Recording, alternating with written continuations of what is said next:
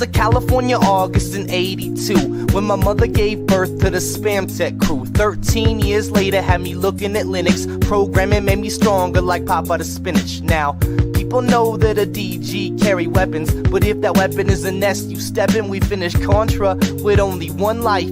Finish Metal Gear 2 using only a knife. Right. People might think that we're frontin', then they see all the noobs online that I'm putting. My rhymes flow just like my code, even though my source is owned by Sko. What about my Indian? I keep it low. See me on Gunbound, call me pro. I'm a certified legend, but I'm still your bro. This is a PSA, boy, the more you know. No. I'm a legend everywhere that I go. Every distro, every Craigslist hoe pumping they fist, yo. Can't get enough of Waddy Crackers jams, and they can't get enough of Waddy Crackers spam. I'm a legend everywhere that I go. Every distro, every Craigslist hoe pumping they fist, yo. Can't get enough of Waddy Crackers jams, and they can't get enough of Waddy Crackers spam. I said my heart's wide open, goatsy, and my windows min like Ho Chi. I'm just another nerd, but I rap about it. Shit talk on the net, then I laugh about it. I've been caught slipping like the Star Wars kid when I'm on eBay sniping a bid. Catch me on a webcam like Numa Numa. See me at the club and I'm rocking Puma. Another net legend if you see me yodel. Spit a little something that's anecdotal. Tell me about the time the E-Bombs world stole your chop like I stole your girl. Catch me on Gen May, not something awful. Low tax would ban me, raffle. I'm a certified legend, but I'm still your bro. This is a PSA, boy, the more you know. I'm a legend everywhere that I go. Every distro, every Craigslist hoe pumping they fist, yo. Can't get enough of Waddy Crackers jams, and they can't get enough of Waddy Crackers spam. I'm a legend everywhere that I go. Every distro, every Craigslist hoe pumping they fist, yo. Can't get enough of Waddy Crackers jams, and they can't get enough of Waddy Crackers spams. Yeah. I'm a legend everywhere that I go. Every distro, every Craigslist hoe pumping they fist, yo. Can't get enough of Waddy Crackers jams, and they can't get enough of Waddy Crackers spam. I'm a legend everywhere that I go. Every distro, every Craigslist hoe pumping they fist, yo. Can't get enough of Waddy Crackers jams, and they can't get enough of Waddy Crackers spams. Yeah.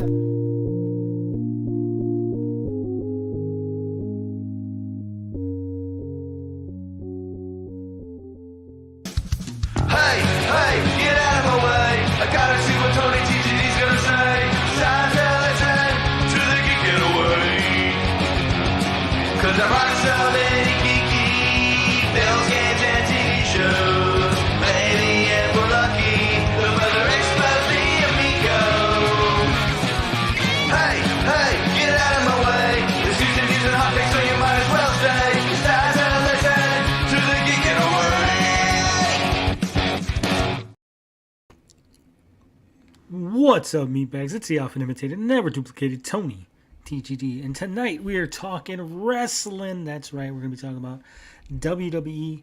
I know we usually talk WWE and AEW, but tonight we're just going to be focusing on WWE because I watched way too much wrestling this week. I didn't have time for AEW because I had to watch NXT Battleground Plus Night of Champions, and oh my God, were these some good shows. I was actually excited for wrestling. I was on the edge of my seat for some of these matches. But right now, I'm not feeling it. I don't like this background. This isn't the right background. There we go. Now we're at home. Now we're talking wrestling. Am I going to spread the good news of Tommy Tallarico tonight? No, he's not involved in wrestling tonight, Lorenzo. But thanks for showing up anyway. What's up, Army? No one is ready for Asuka. That match. That match. I was not ready for that finish. It was something. We'll get to it though. Because we got to start where we left off, right? Unfortunately for us, our show starts on Tuesday,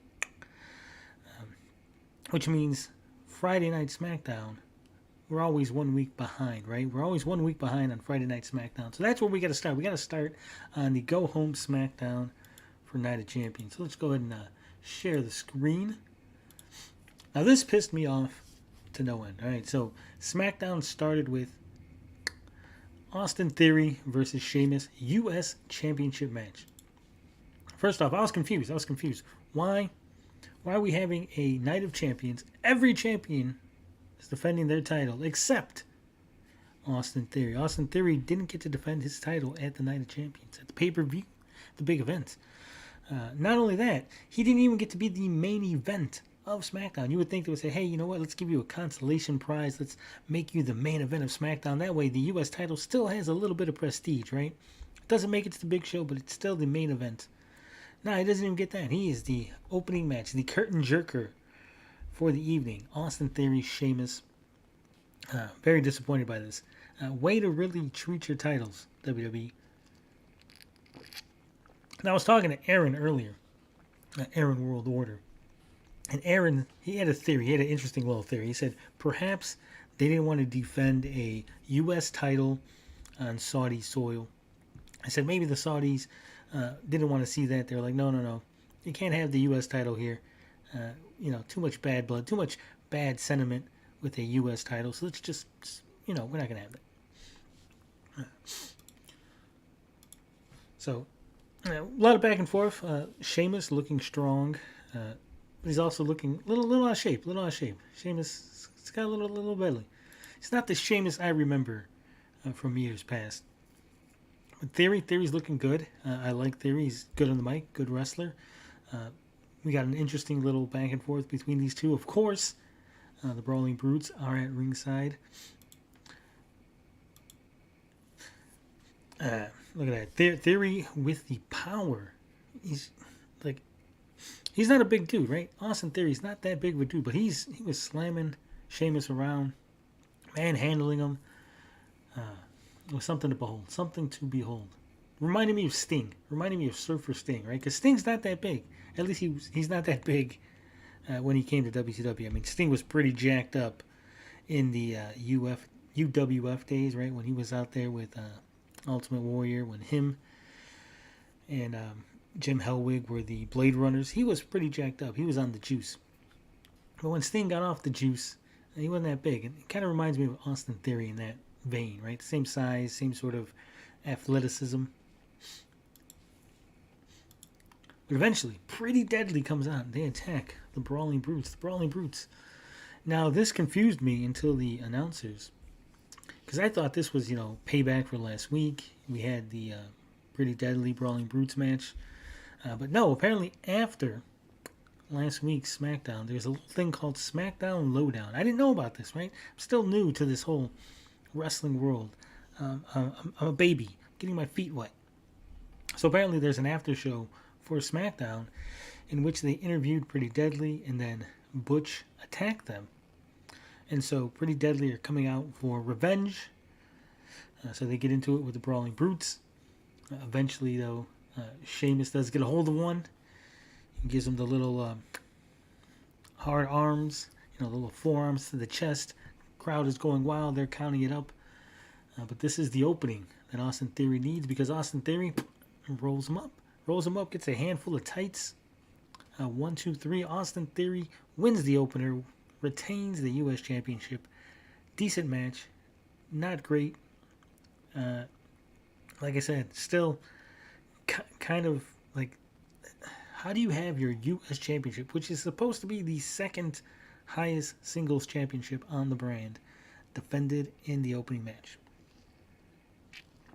With a pay-per-view days away, right? A day away. Just makes no sense. Graphics looked great. What is this on a PS2? It's a PS2 Pro. What's up, 56K warning? Then we get a little backstage segment. More teasing of the dissension between the bloodline. Jimmy's just had about enough of Roman Reigns. Telling him to sit down, know your place. And Jimmy's having none of it. Oh, we got Solo. He's looking silent in the background. Got nothing to say. This was a decent segment. Kind of brought things, closer to the eventual breakup. Been teasing it for a while.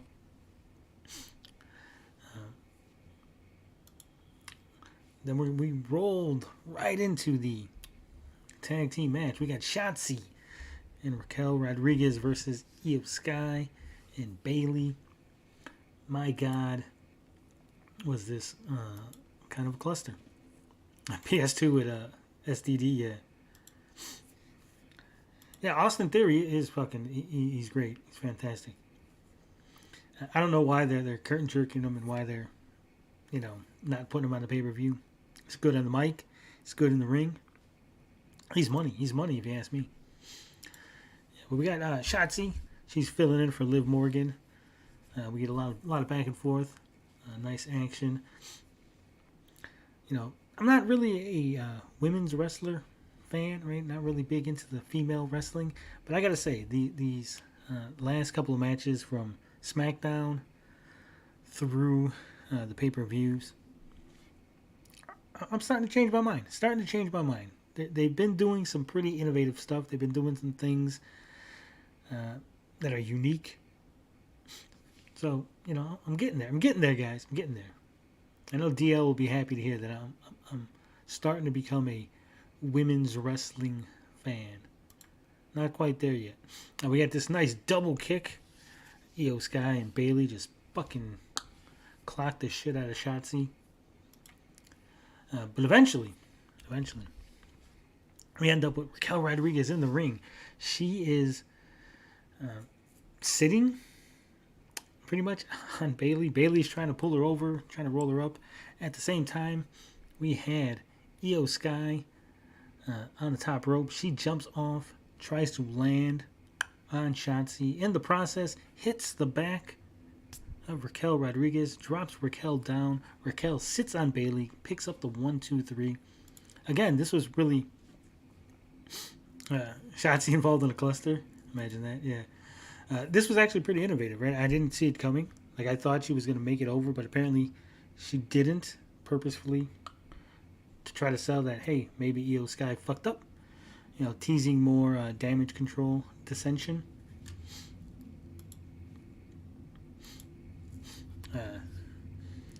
Then we had Cameron Grimes. Fuck. I hate this guy. I don't even remember who the hell his opponent was. I was pretty tuned out on this match. I'm not a big Cameron Grimes fan. Oh yeah, he was fighting Ashante. That's what it was. Ashante what's his name? Ashante the something or another. He got a weird name. Raise the Roof players. Yeah, we had Top Dollar and B-Fab at ringside.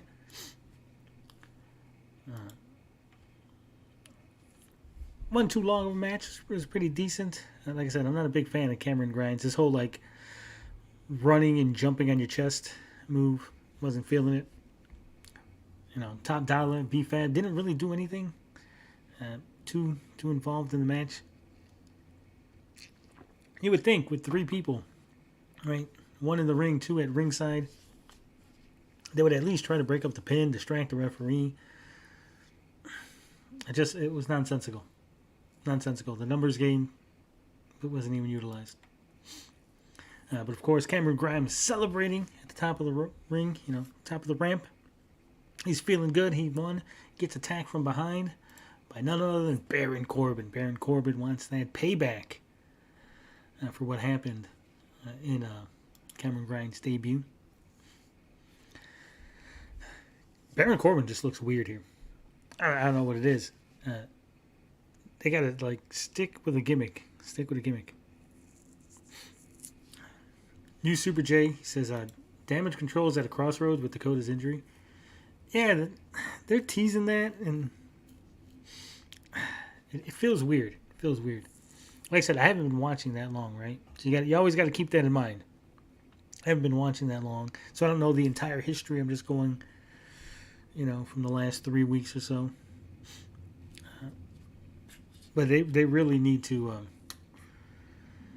She got injured. If it's a legitimate injury, make adjustments to the storyline, right? Corbin always looked weird. Nah, when he first debuted, he looked alright. Like his hair is his head is too, it almost looks like a fucking bald cap. It doesn't even look real. It's just got a weird shaped head. So he's getting revenge. It is what it was, right? Then we had Bianca Belair. She gets in the ring, she's shit talking. Asuka says, "Hey, you're not the same Asuka that I fought last time. I don't respect this Asuka. This Asuka's not my Asuka. Hashtag not my Asuka," right? So you ain't shit. You ain't shit. And I was confused for a minute, right? Because Bianca's waving her hands around, and her hands are fucking like blue. But apparently, she does mention that the mist still stinging her eyes. You know, even though her face is clean, she's still got lingering eye stings, and her hands are still hurting, and they're stained with the Asian mist. But of course, eventually Asuka's music hits.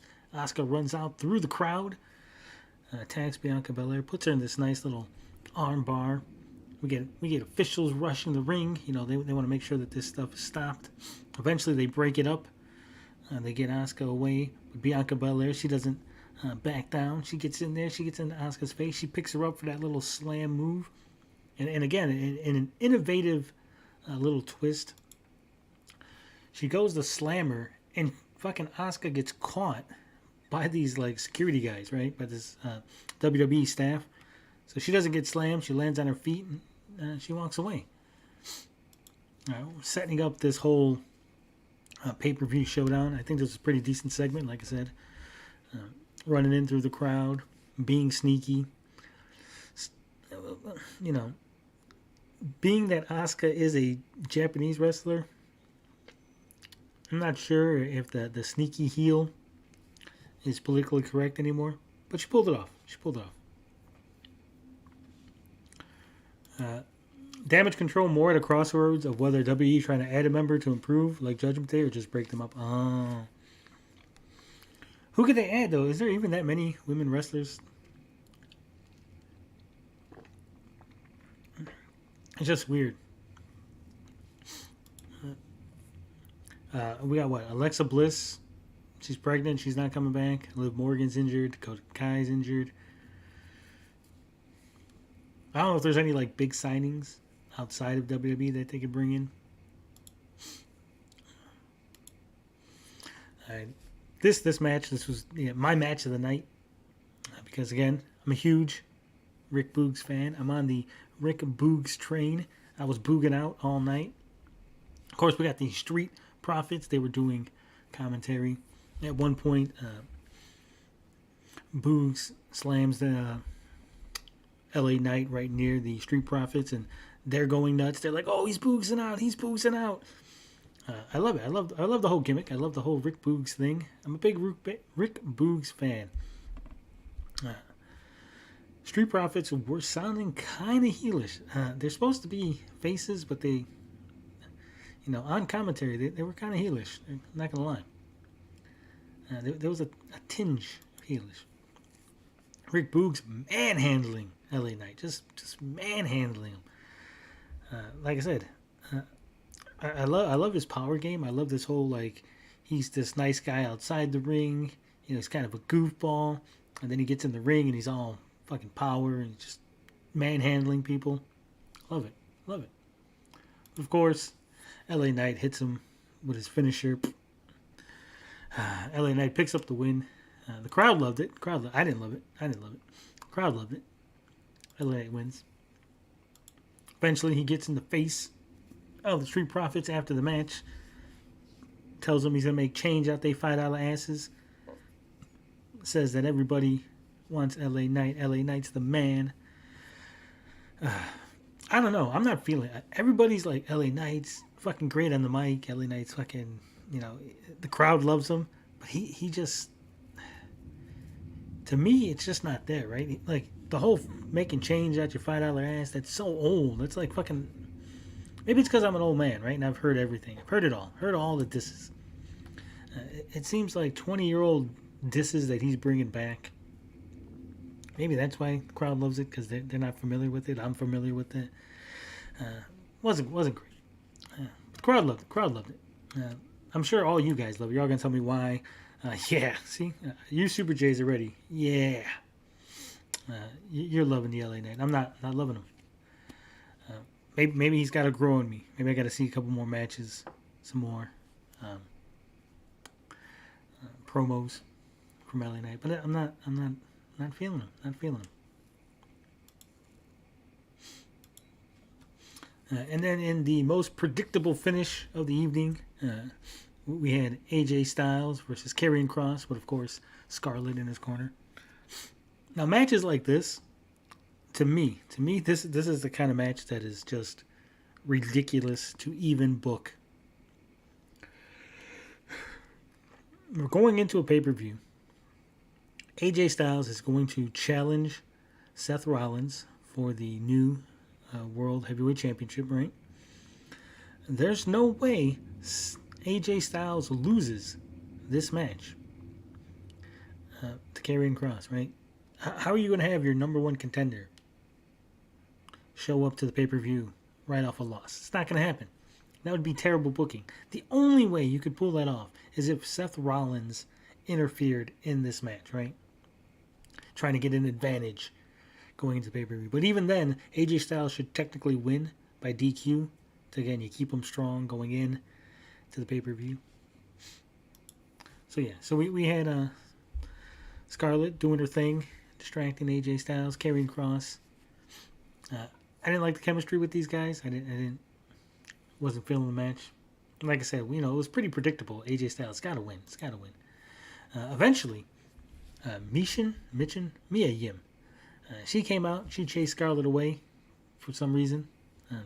There must be something that I'm missing, right? Some previous bad blood between these two. Eventually, that led to AJ Styles getting the advantage, hitting the phenomenal forearm, which is actually pretty badass maneuver. I like that.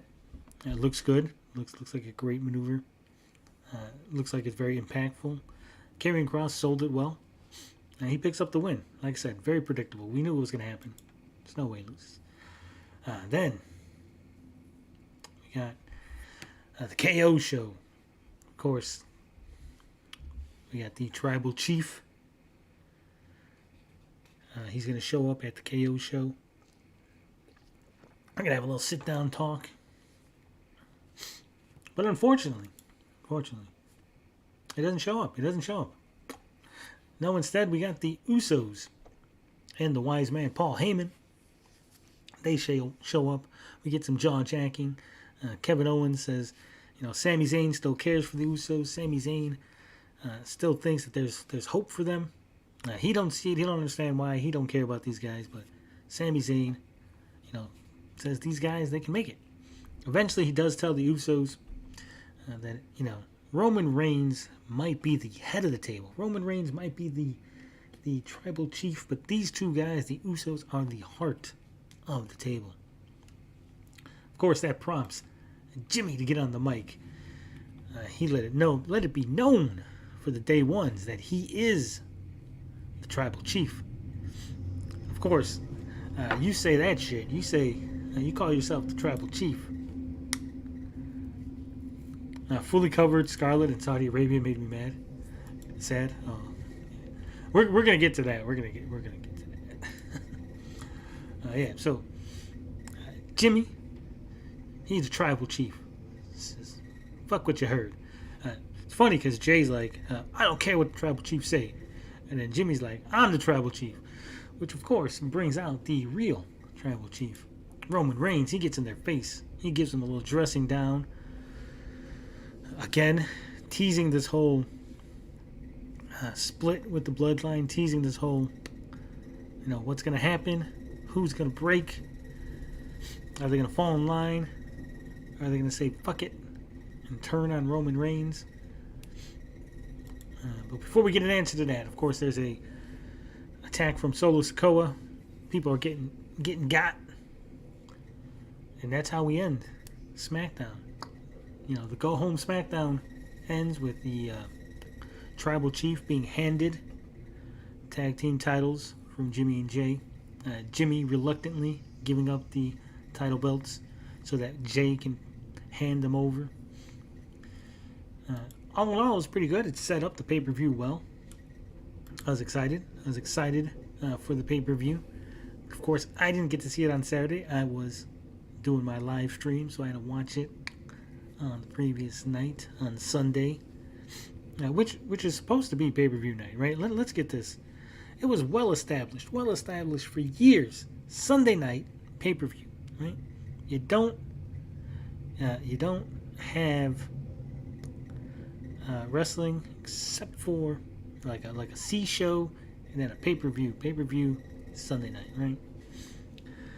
Solo with the stink eye to Roman when he wanted all 8 belts. Yeah, they're teasing that too, right? They're teasing this whole, is Solo going to turn on the tribal chief? I don't think he's ready.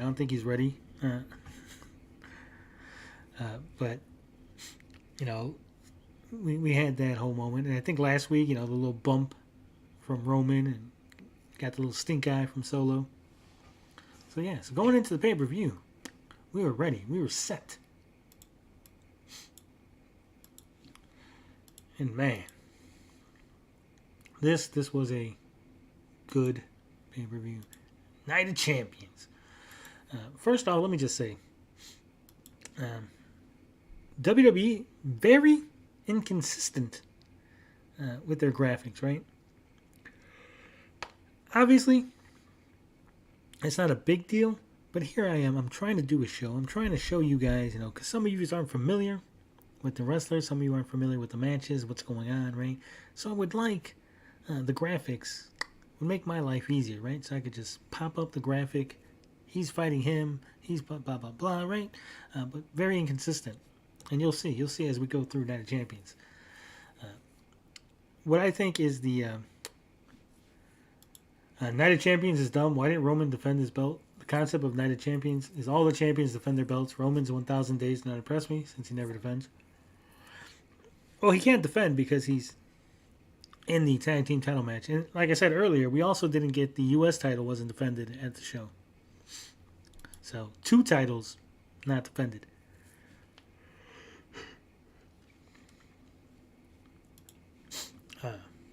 Yeah, straight away, right into the World Heavyweight title match. AJ Styles, Seth frickin' Rollins.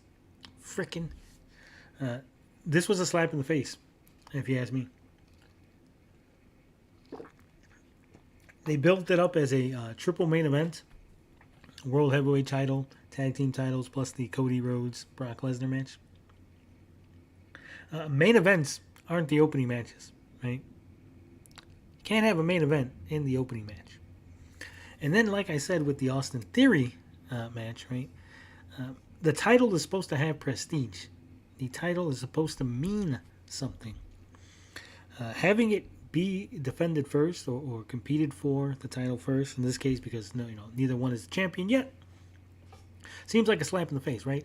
First off, this is being considered the consolation prize, right? The World Heavyweight title is the consolation prize because Roman Reigns is not giving it up. Vince and them don't want to take it off Roman. So in order to create a second title, they had to create this World Heavyweight title. The World Heavyweight belt is devalued. AJ and Seth were curtain jerkers. That's what I'm saying. So you got these 2 guys who have moved down in the company. They're not main eventers. They're not up there. I wouldn't call these both, top tier talent.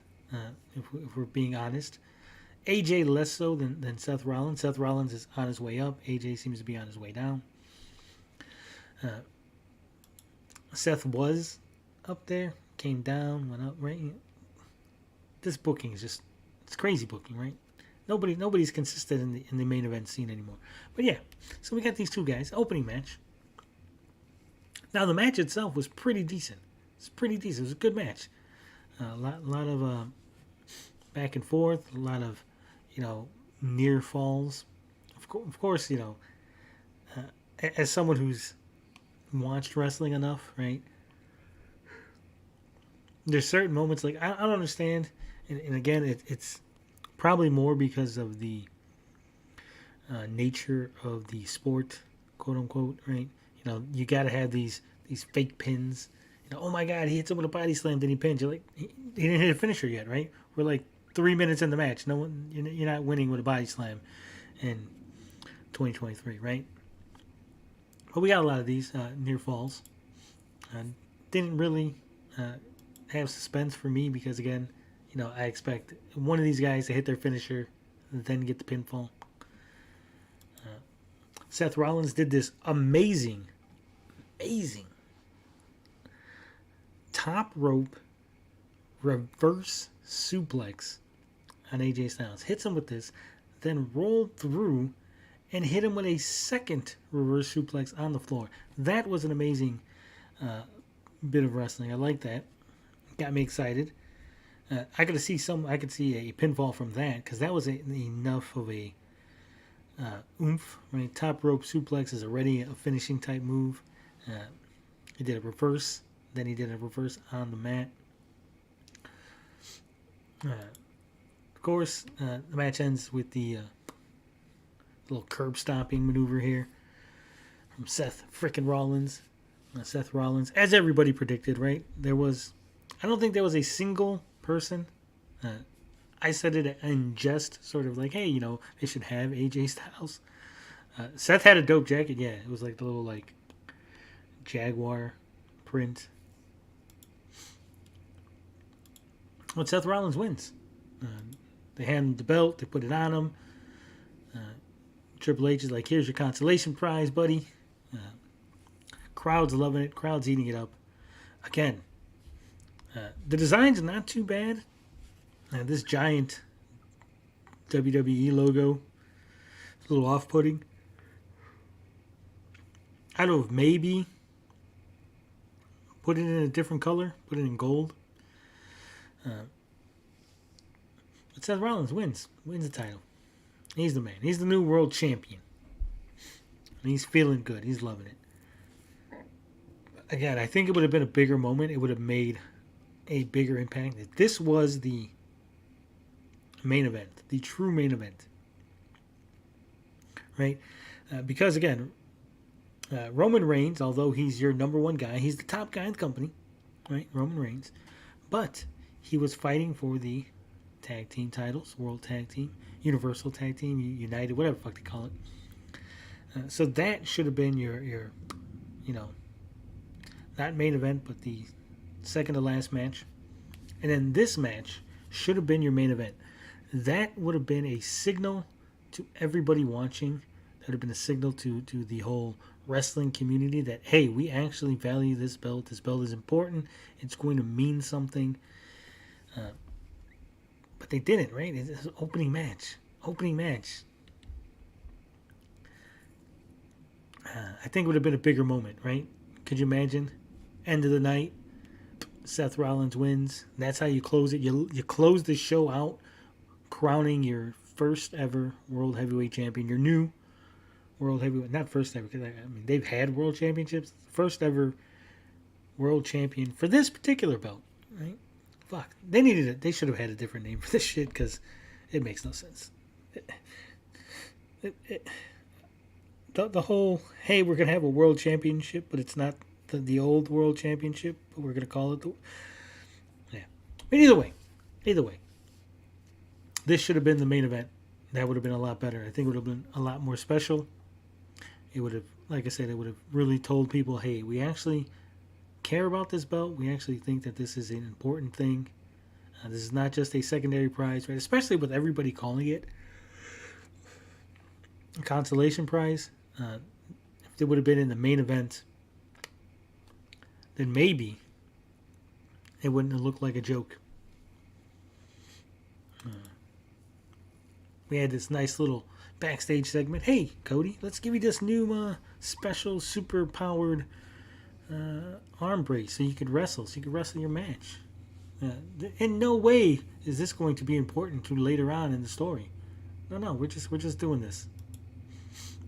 See, this is what I'm talking about. See, this had a nice little graphic. Look, could you imagine if I had that for AJ Styles, Seth Rollins? Come on. Why was there no graphic? I had goatee belt, but yeah, I shouldn't have opened. That's what I'm saying, right, man? That pissed me off. Just as somebody who appreciates the history, the lineage of things like that, right? Opening feels bad, especially this match is not for the title, right? This is one of two matches on the card that is not for any sort of title. Any. So somehow, the brand new World Championship, that match is before two other matches that are not even for a title and an event called Night of Champions. Can't make this up. Can't make this up. But we had everybody. So you're going to notice something weird about the female wrestlers. They're all covered up. They're all covered up. Now, spoiler alert. I mean, this is a spoiler for later on. But please take note of what Miss Trish Stratus and Becky Lynch are wearing. This is Saturday in Saudi Arabia, right? Saturday in Saudi Arabia. So just keep that in your mind for later. That's a little tool we'll use later. So, all covered up Becky Lynch versus all covered up Trish Stratus, although she still got that booty going. This match was way too long. We had some decent moves. We had some top rope shenanigans. Trish Stratus going for a little Stratisfactions. Trish Stratus can still go. And she can hang with the newer style of wrestling, the newer style of female wrestling, right? Because realistically, when Trish was competing, it was more of a eye candy thing, right? It was more of a look at the cake and not so much of actual treat it like legitimate, like female wrestling.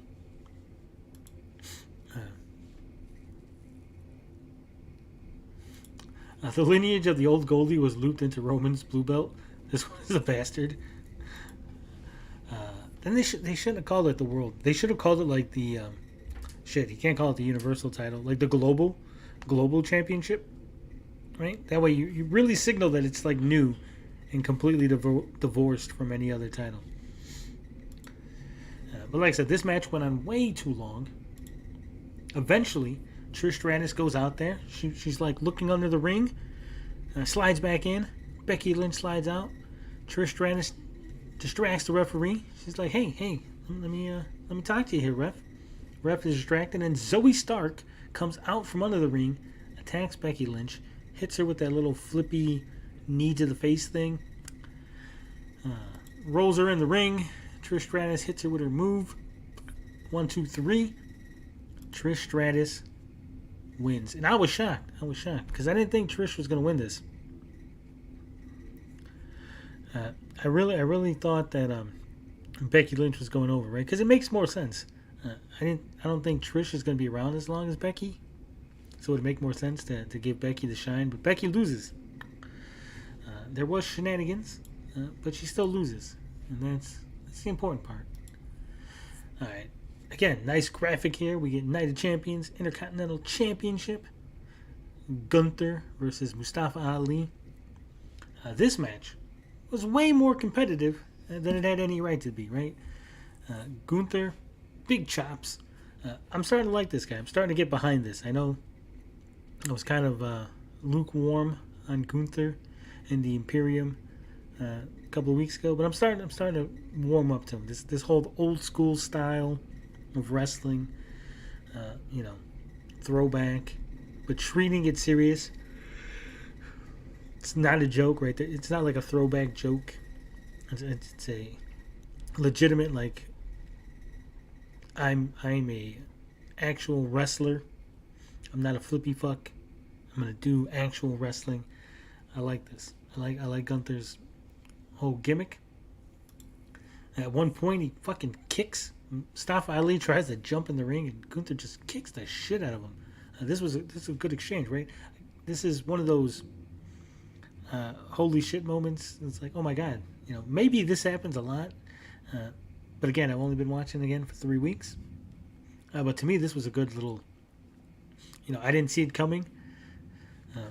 So I appreciate that. I appreciate when it's moves and exchanges that I haven't seen before. I didn't see coming. Eventually, Gunther puts him away. This powerbomb looked like shit. I'm sorry. I don't know if it was Mustafa Ali sandbagging. I don't know if it was maybe Gunther didn't have a grip on him and he had to pull him down faster. It looked terrible. Looked terrible. Gunther gets the 1-2-3, retains the IC title. The fans were behind Mustafa Ali, not surprisingly. But Gunther wins. And of course, we get this nice little Sami Zayn, Kevin Owens backstage segment. Kevin Owens wearing the Razor Ramon bad guy shirt. Sami Zayn says, hey, if we lose tonight, at least it was a good run. We had a good run. I enjoyed it. We gave it our all. And Kevin Owens is like, shut the fuck up, dude. We're not losing. Why would you even say that? Why would you even say that shit? We ain't losing. We're going to go out there. We're going to show the tribal chief that this is one belt, one championship he can't have.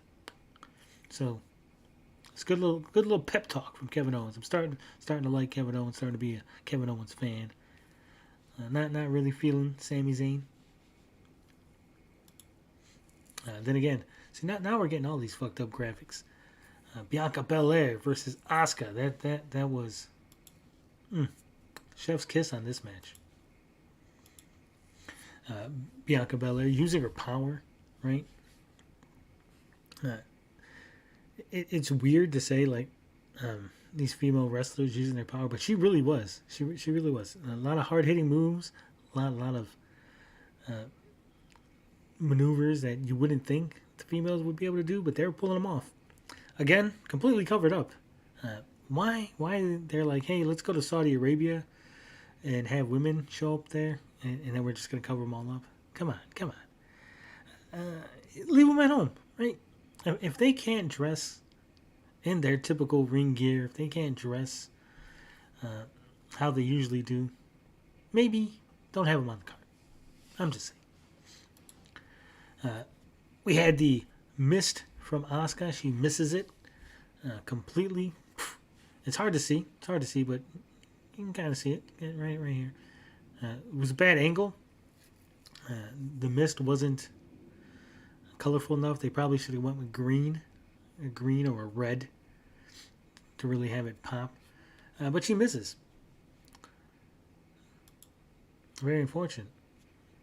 But eventually, Asuka gets free, and she fucking misses her hand. Just spits all kind of shit. Gets her fingers in there, and just rubs all that mist. Oh, it's nasty. It was nasty. I was like, what the fuck's going on, right? Like this moment was like, what the hell? This was like a what the hell moment. Like, what the hell is Asuka doing? But we see the plan in action because Bianca Belair picks her up. She's gonna slam her. Fucking Asuka just rubbing her fingers. Now, first off, good on Bianca Belair because Asuka just put her fingers in her mouth, right? We are in a post-pandemic world, where we've learned maybe don't spit on each other, There's cooties everywhere. But she put that finger in her mouth with all that spittle, and it just rubs it all over Bianca Belair's eyes. Just all in the mucous membrane. Just, that's something I would, like, 10 years ago, I would have been like, oh yeah, she just rubbed, gunk on her eye. But like now I'm like, man, that was like spit and stuff. She got like spit in her eye. Like, just that alone was disgusting. The good old slime trick. Yeah. It was weird. It was weird. They said that shades of what the hell's his name? The Great Muta, right? Asuka must have learned this from the Great Muta. I was like, oh, I've never seen this before. I've never seen this trick before. Replay looked better than live, and they were almost the same angle.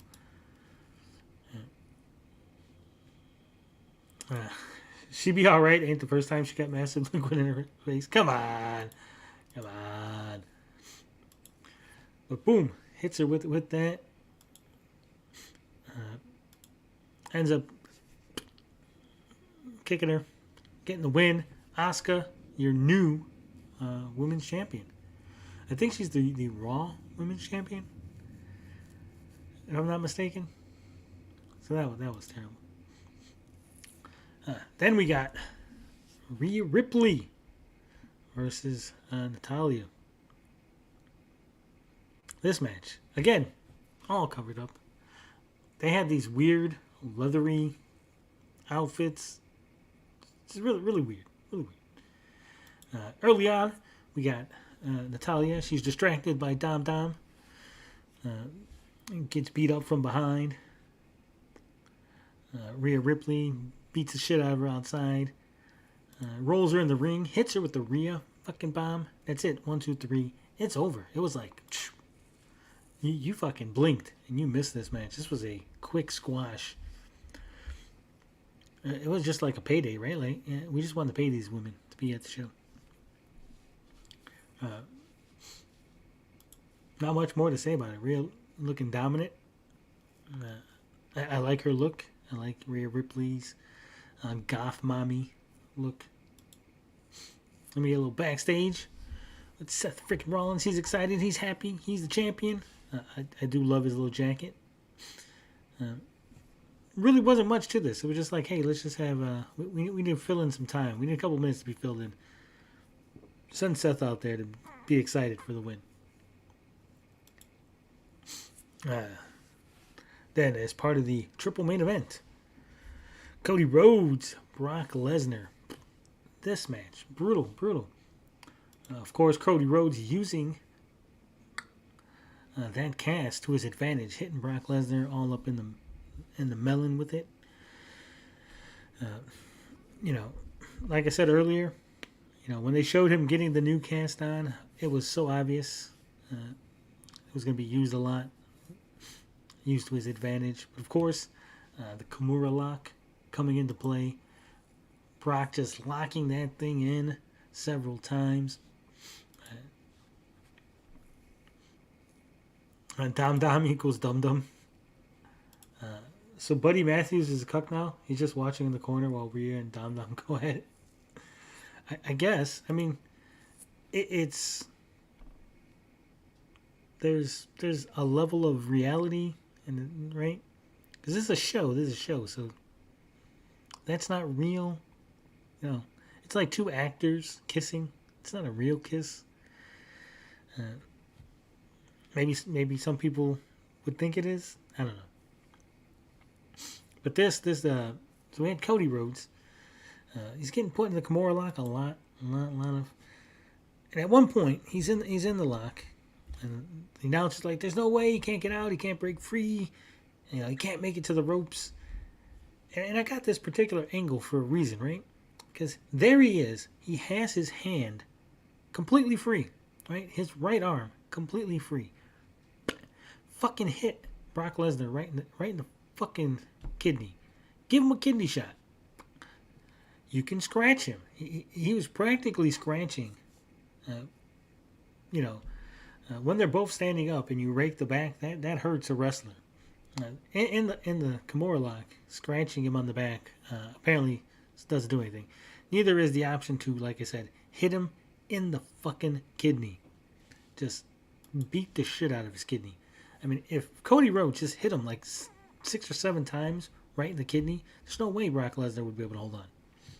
But no, he scooches over to the ropes, breaks the hold. We get more back and forth.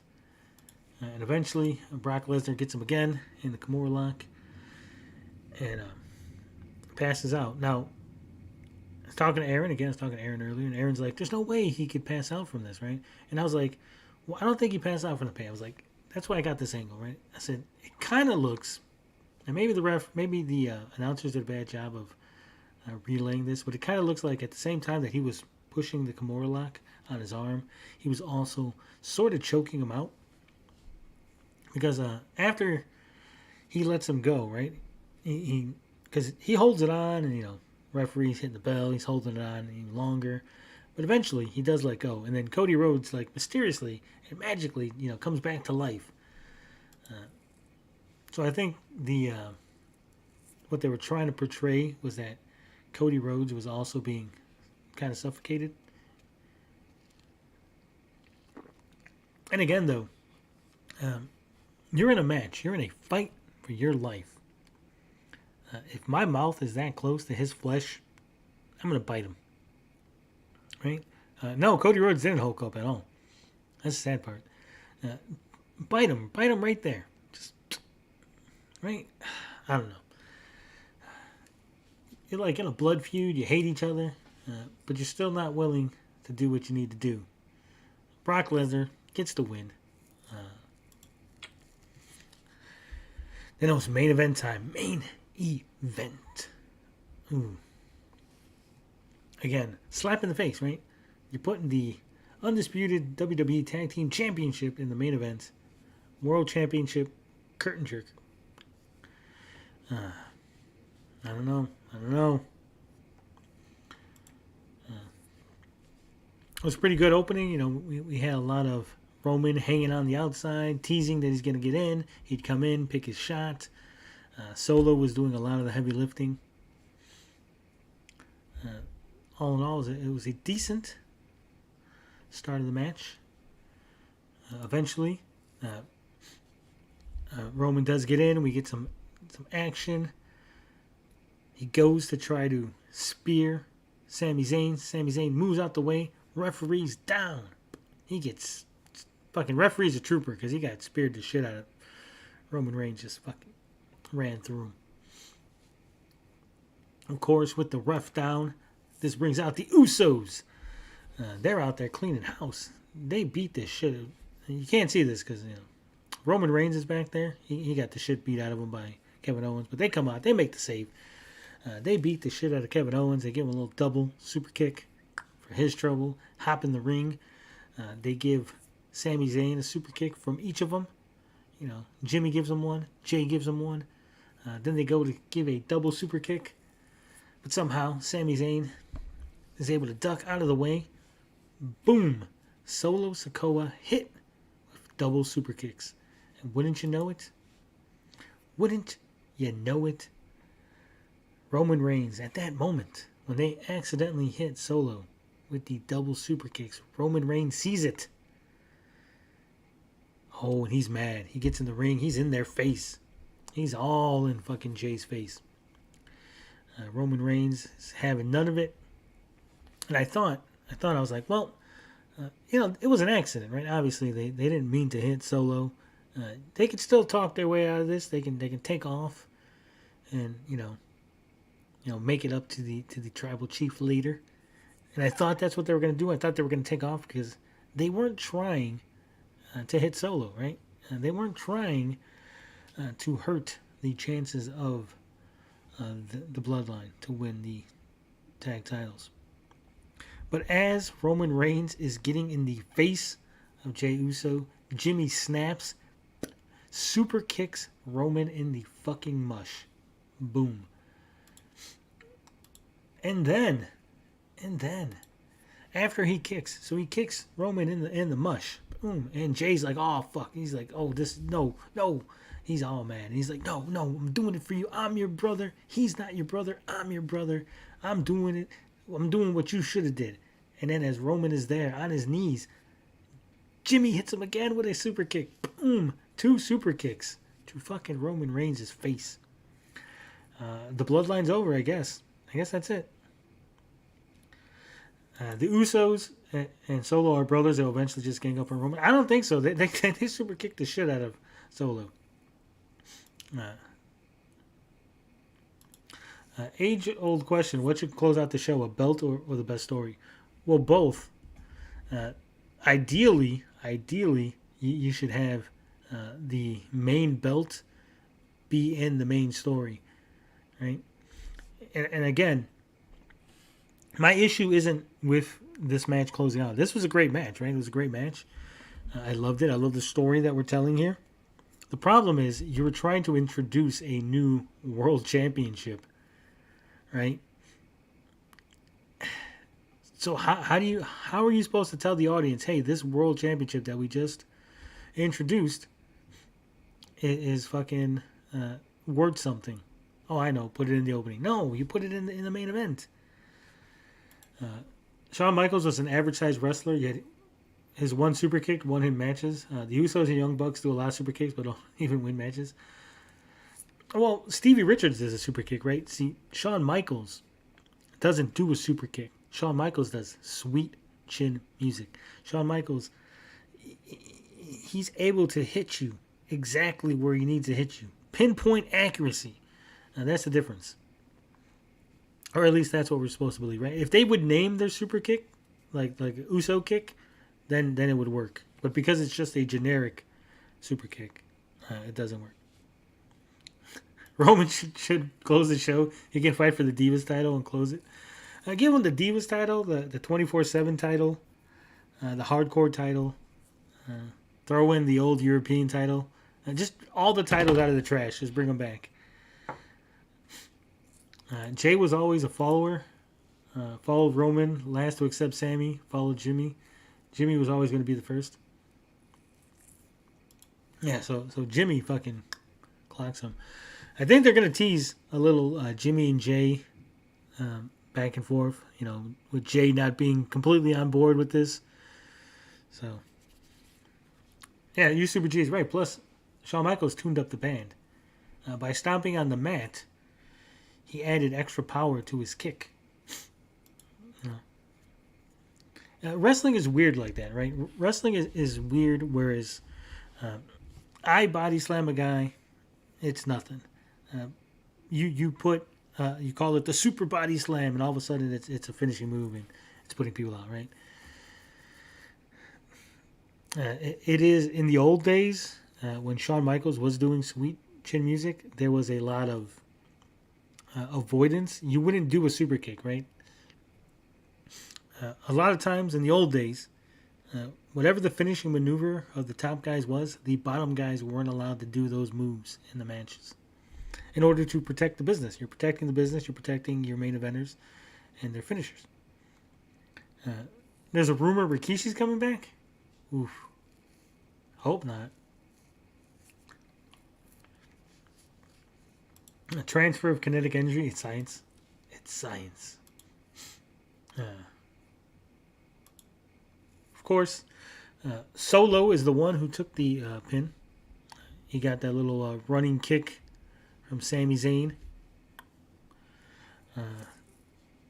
Oh man, Paul Heyman in the back, not looking too happy. Not looking too happy. And that was Night of Champions. Night of Champions was a pretty decent show. Wasn't great. Had its moments. Like I said, AJ Styles, Seth Rollins was a decent match, but being the opener really hurt it, in my opinion. Hurt that title. It is, consolation prize. And they're really treating it like it is a consolation prize. They're not treating it like it's a meaningful title. And I think that's going to hurt them in the long run. So one wrestler super kicks, you lose. Two wrestlers super kick you at the same time and you get up. Makes sense. Well,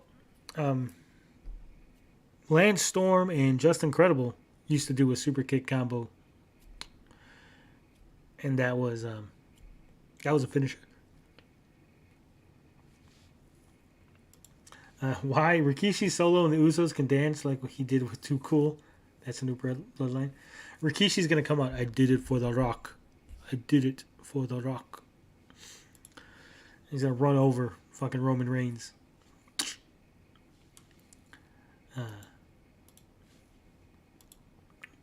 But of course, that leads us into NXT Battleground. Hell yeah. This right here, first off, WWE put this out. This is fantastic. They need more of this, right? This old school looking advertisement showing all the matches. I like this. Do more of this, WWE. It gives you that feel, that old carny feel. You see this a lot at like local shows. Bring this back, even if it's just a little like Photoshop job like this here. Bring it back. Put it on your little Twitter feeds. I like it, and it's real easy, right? It tells everybody what the hell's going on. All right, so NXT Battleground. Ah, man. There was some good. There was some bad. But there was definitely some good. Start off with some bad. We had Wes Lee, Tyler Bate, and Joe Gacy with Ava, the Rock's daughter there. First off, Joe Gacy is a fat man who's wearing a white, oversized trunk thing. It looks like he's wearing a diaper. It's not a good look. It's not a good look, for, to be diapered. This match was pretty decent. Standard triple threat match. Not much to say about it. Wes Lee picks up the win, retains the title. They were teasing this whole Wes Lee, Tyler Bate thing. Joe Gacy just kind of seemed like an afterthought. Then, of course, after the match, Braun Breaker shows up. I'm loving Braun Breaker. Superstar. Why is he still in NXT? They need to call this guy up. Son of Rick Steiner. Athletic. Good look. Not great on the mic, but passable. Passable on the mic. Bring him up as like the hitman for the Bloodline, right? Say Paul Heyman went down to NXT, picked up Braun Breaker.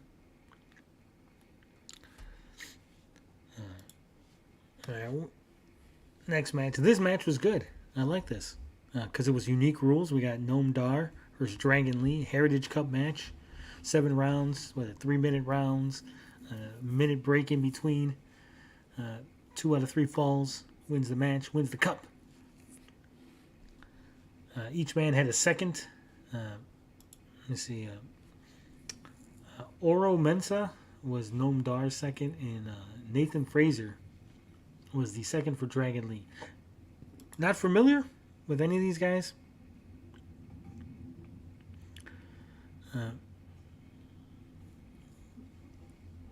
Big Papa Pump, Braun Breaker is your hookup, if you hear me. Why is Braun not using the Steiner name?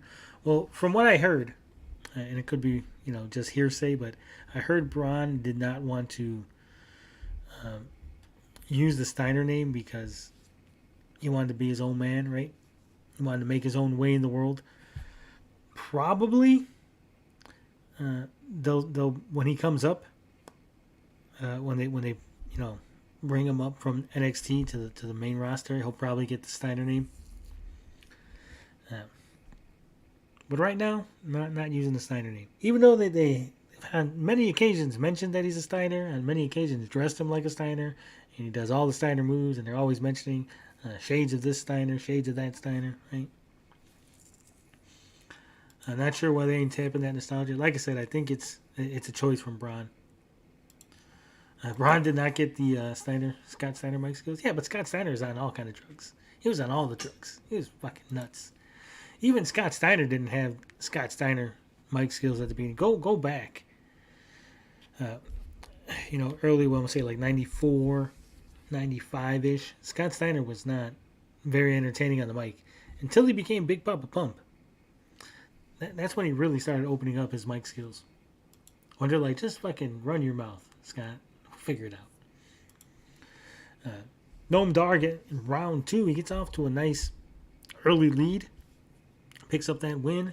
Dragon Lee doesn't know what to do.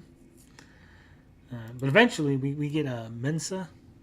Now Mensah, he didn't show up like initially. Like in the first round, Mensah wasn't there. He shows up late. He's constantly saying, "Don't worry, I'm here now. I'm here now. No, I'm here now. Don't worry." There was a lot of that.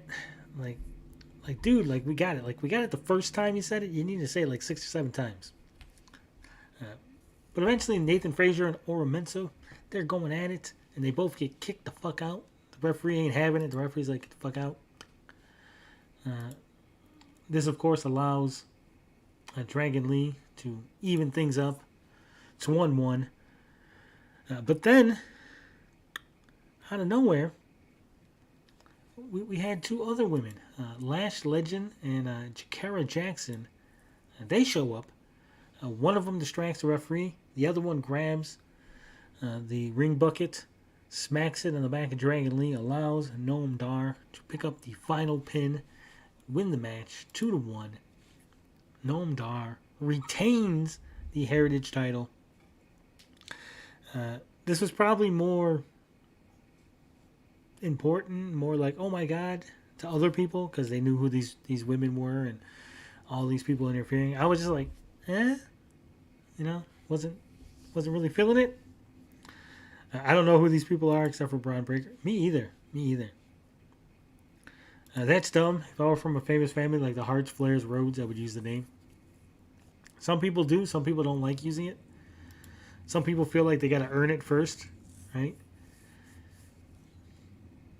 So, it could be a case of Braun not wanting to sully the name at the get right because he figures he's not going to be that great at the beginning, and he's going to grow into the Steiner name. Maybe, I don't know. This match, this is the match of the night. This was the match of the weekend. Dijak versus Dragunov. I'm not even going to pretend to try to say his first name. Last man standing. They beat the shit out of each other. Jesus Christ. The level of violence in this match. At one point, Dijak, as you can see, he choke slams Dragunov on the fucking edge. The edge of the ring apron.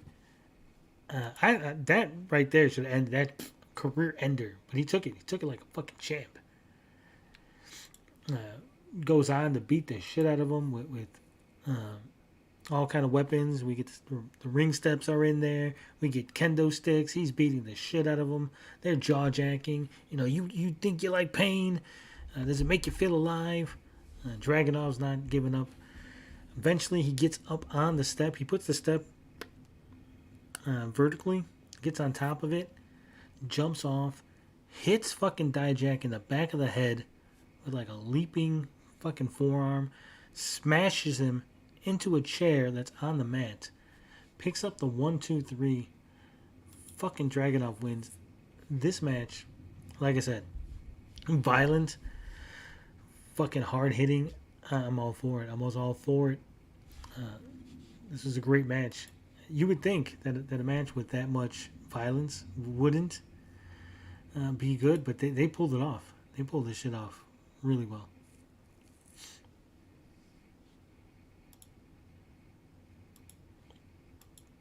It's a great match. Great storytelling in the match. EC Dub, yeah, dude. Dijak got so fucked with Retribution. He was ready to move up 2 years ago, but he has to do this career rehab. Yeah. Like I said, I wasn't around 2 years ago. I'm going to take your word for it, you Super J.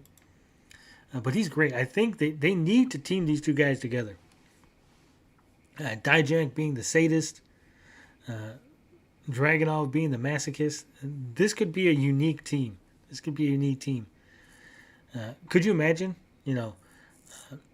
They're tagging up. Fucking Dijak just cracks fucking Dragunov in the face. Oh my God, now fucking that fires up Dragunov to go in the ring and like beat the shit out of their opponents. And they could really like play with this shit. Then we had this Chase U. I don't know what the fuck is Chase U. We had a little Chase U segment. Gulak and this other guy came in. They made some chick cry. She went running off. I was like, okay, that's a thing. That's a thing that happened. Like I said, maybe if I knew some of these people, I might be like, oh, okay. But I really didn't know who these people were. So it was just like, okay, that's a thing. That's a thing that happened, right? Like, they really got to, like, the announcers really got to do a better job of sort of letting me know what the hell's going on, who these people are, and why I should care. So, not much more to say besides it was a thing. Let's see. Moving on. We got a little celebration from Noam Dar. Somehow. He won this, I don't know, like 20 minutes ago, 30 minutes ago. And now he's still celebrating. Like, come on, this should have been earlier. It just makes no sense. But they're all partying, they're celebrating. they're living it up. We got Noam Dar with Mensa, Lash Legend, who I guess is a WNBA, former WNBA, and Jakara Jackson. Should do a watch along one night with some old 80s regional stuff floating around on the YouTube. I would, if I knew exactly which were like safe to watch. I would definitely do that. I actually wanted to try to get, convince either Aaron or DL or somebody, maybe Finbar, to get some matches and do our own commentary, right? Like turn off the audio and have us call the matches. I think that'd be interesting.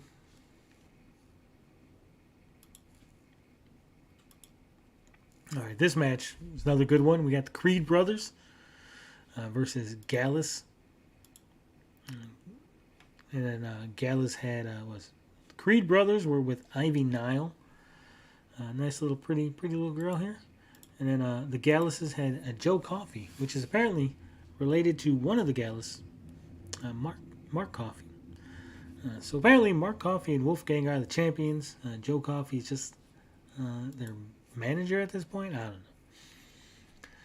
don't know. These Creed brothers sort of kill Braun Breaker's gimmick. And let me explain. Braun Breaker is a Steiner. He's a Steiner. He does a lot of vertical suplexes, belly to bellies, a lot of that, a lot of the Steinery stuff. These guys also do a lot of the Steinery belly to bellies. At one point, this one here, I forget which Creed brother it is. Let me see. Brutus, maybe? I don't know. One of the Creed brothers. This guy here. This particular one. He's just fucking overhead belly to belly suplexing people left and right. One after the other, after the other, after the other. Just fucking boom.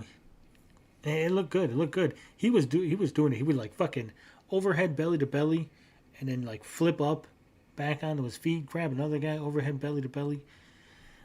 It was like a good 8 or 9 of them. It was impressive. It was very impressive. Yes, I will get struck for watching TNA, Impact, NWA, anything from any current company. Yes, anything from any company that WWE owns the library to. Yes, there's almost nothing. Now, if I was a bigger channel or if I had fancy graphics covering half the screen and flipped it and maybe I can get away with all that, but that's a lot of work just to watch fucking some wrestling. So then Ivy Nile, she stops Joe Coffey. Joe Coffey goes in there. He tried to get involved in the match, but Ivy Nile stops him, which of course leads to Ava, the Rock's daughter, coming out attacking Ivy Nile. No idea why. Apparently they got some kind of beef. But this again, this distraction allows Gallus to get the advantage. They do this weird double team maneuver. We got one guy on the shoulders, the other guy jumps up, kicks him. They retain. Gallus wins and retains. Also, Gallus is a stupid name, by the way. It's not the Gallus, it's just Gallus. I don't even know what the hell Gallus means. Come on. Then we had the Women's Championship Tournament Final. Indy Hartwell had to give up the title because she's moving up. I don't think WWE has any hold on UWF. Which UWF? The Herb Abrams UWF? No. The Bill Watts UWF? Yes. Because if you go on Peacock, there's some Mid-South Wrestling and some UWF. I believe Vince has the library rights to both. Oh, Herb Abrams? Yeah, definitely that's probably free. You can probably watch that. Same thing with Global. I think Global Wrestling Federation, GWF. Not the Global Impact one that fucking Jeff Jarrett, but the one that used to be on ESPN. I think GWF is also. You can probably get away with that.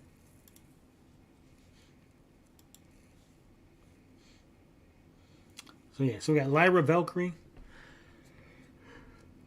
Tiffany Stratton. Tiffany Stratton, not as good looking as they're trying to make her out to be. She's like the center of the universe is her gimmick. Look at me, everybody's looking at me. They all want a piece of me. I was like, nah, you're all right looking.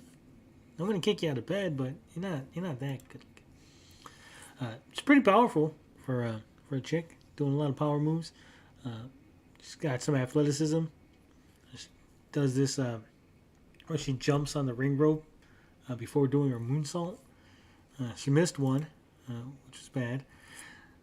Lyra Valkyrie's knee's injured, so of course that comes into factor towards the end of the match. She tries to go for this little wheel kick, but her knee gives out, causing her to miss.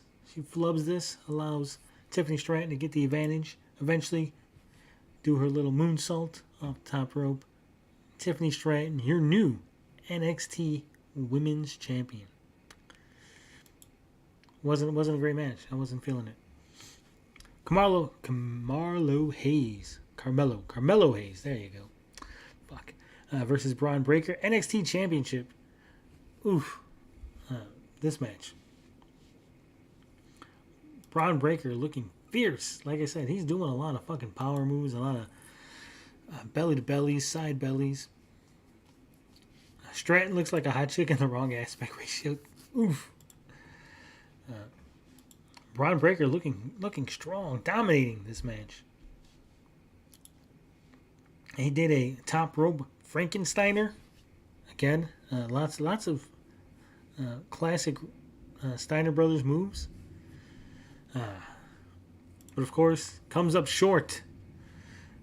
Carmelo Hayes hits him with that top rope guillotine to the back of the neck. 1, 2, 3. Carmelo Hayes picks up the win. I was pretty disappointed. I thought Braun had it, right? Either they're letting Braun lose in order to build up Carmelo Hayes so Braun can move up from NXT, or they're just making a mistake. I'm not sure which it is. We'll see in a couple of months, I guess. But Braun definitely should have won. It's always better to have the face chasing the belt. Faces who are champions are rarely Hulk Hogan, right? Hulk Hogan is like one of the rare occasions where you had a face champion that worked really well. But a lot of times, the face chasing the belt, right? Steve Austin chasing after the belt was always a better storyline. It was always hotter than when he won, right? Him winning was always like, man, he get that belt off of him so that way he can chase it again, right? The chase is where the money's at. Being screwed over, having the heel do whatever it takes to keep the belt, that's the money. So Braun Breaker should have won this, I think.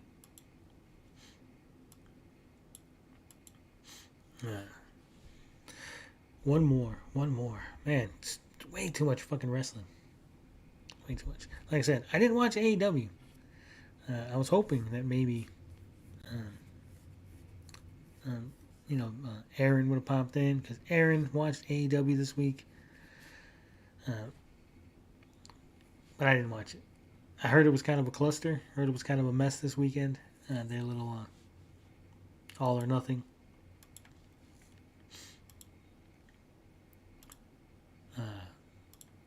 Monday Night Raw.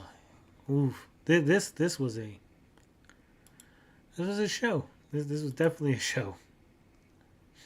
Because I don't know. They threw out all the rules right away, right? We opened the night with Seth Rollins. He's giving his little exploding super kick. Was dumb. Yeah. Seth Rollins opens the show, thanking everybody, telling them, hey, I'm the champ. They're saying he deserves it. You deserve it. We got a lot of chance. Seth Rollins says he's going to be a fighting champion. He's going to be a champion that's going to be here every week. He's going to be here to get the job done. It's not going to be a Roman Reigns. He's going to be here to defend that title. against anybody. Of course, as soon as he says that, boom, out comes AJ Styles. That's right, AJ Styles. Who is not supposed to be here, right? This again, we had a draft. Rules, there's rules. I said, hey, you're a SmackDown guy, you're a Raw guy, you stay on your show, you're supposed to stay in. But apparently AJ Styles just does what the fuck he wants. AJ Styles comes out, he's like, hey, I know I'm not supposed to be here. He really, highlighted this whole thing because I'm not supposed to be here, but I'm here anyway. He congratulates Seth Rollins. He says, hey, you don't deserve it. Let's get a little boo from the crowd. They're all, ooh. AJ Styles gonna go heel. But then he says, you don't deserve it because you earned it. Shows him that little respect. Seth Rollins gives it back. So you earned a handshake after last night. They both got each other's respect. But of course, that was interrupted. By these guys here. Judgment Day. Damian Priest, Finn Balor, Rhea Ripley, and Dominic Mysterio. They come out. They're like, "Hey, you guys are making me sick." Finn Balor says, "You're making me sick with all this little lovey-dovey shit. We're the guys who run this shit. We run the show with the Bloodline in kaputs. The Judgment Day run it all. We're the man. We're the men in the company." They say, hey, you never know. It could be Finn Balor. It gets that world title off of you. It could be Damian Priest. Hell, Rhea Ripley says it could even be Dominic Mysterio. At that point, Seth Rollins and AJ Styles laugh at the fact that, they would suggest Dominic Mysterio winning the world title. But Dominic points out, says, hey, I did beat you, AJ Styles. So there is that.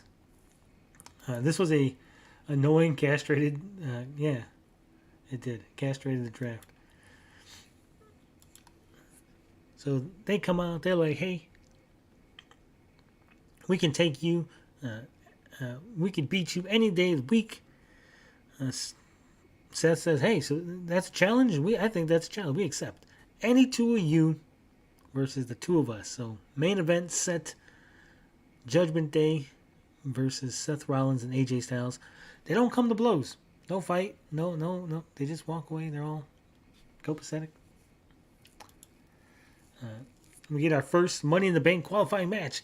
The Miz, who's looking pretty out of shape, versus Ricochet, who again, I loved Ricochet as Prince Puma. Not really feeling the Ricochet version. I don't know if it's the WWE style, if it's his opponents. Case in point, he ran at the Miz and just kind of tapped him with his head before going outside. It was a very weird exchange here, and I was just like confused. But eventually, Ricochet gets Miz where he wants him, does his little moonsault, picks up the win. Ricochet, your first competitor for Money in the Bank.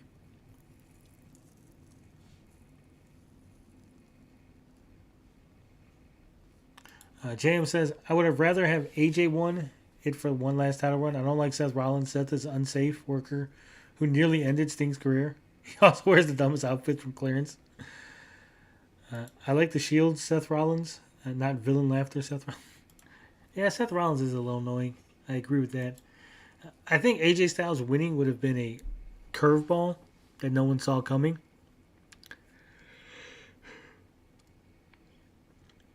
But they built up that Seth Rollins was going to win. They were sitting down interviews with Seth Rollins. 4-part interview series. There's no way Seth was losing. Then, of course, we had Miss Trish Stratus. She came out with Zoe Stark. Said, hey, I whipped the shit out of you. That's right. I beat you up.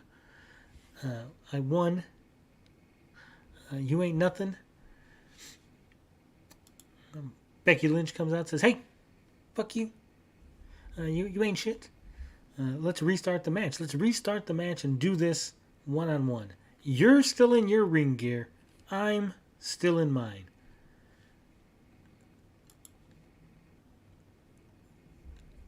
What? So apparently, Becky Lynch and Trish Stratus wrestled on Saturday. They then left their ring gear on for 2 days and then showed up to Monday Night Raw in the same dirty, sweaty. They slept in it. They slept in their ring gear, and for 2 days, or so either they slept in their ring gear for 2 days, or stupider, they took off their ring gear only to put it back on before Monday Night Raw. But the way Becky says you're still in, that kind of implies that they never took them off, right? Why?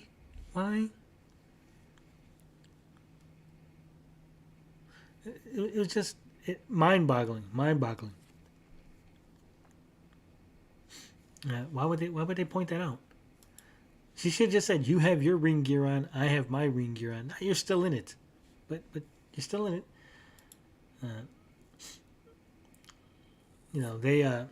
Trish Stratus sends Zoe Stark out there, but Becky Lynch cuts her off, beats her down, gets in the ring, starts beating down Trish. But of course, eventually the numbers game. Too much for her. Zoe Stark gives her a little spin, knee to the face again.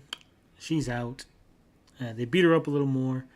Zoe Stark takes off her shirt. I don't know if you can see it. She had a thank you Trish shirt, thanking Trish for all the hard work she did in the women's division. Eventually, she takes that off. They put it over Becky Lynch, leave her in the ring, busted and disgusted, wearing the shirt. Nice little segment. Obviously, they're pushing this Zoe Stark, Becky Lynch feud, and they're phasing out Trish Stratus for some reason. Bex as the Bride is working for me. And it's alright. It's a decent look. I mean, it's a decent look.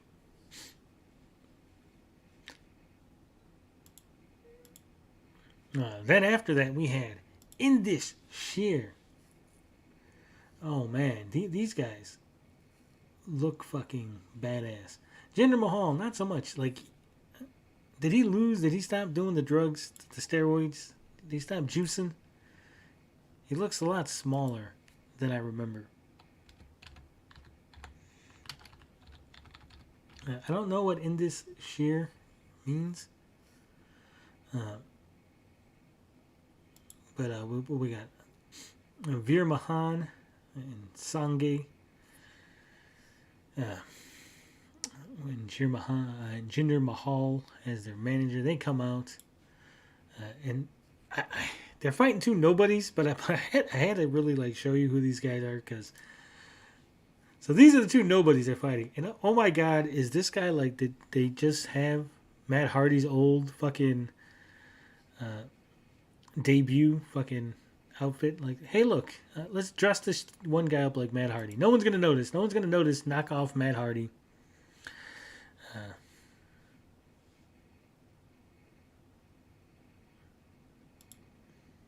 Tony, those aren't drugs. Those are vitamins Hulk Hogan told kids to take.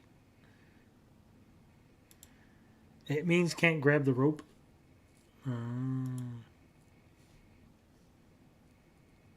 Oh, isn't working for you. I thought you said it is.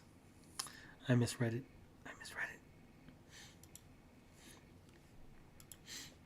Yeah, so they're beating up.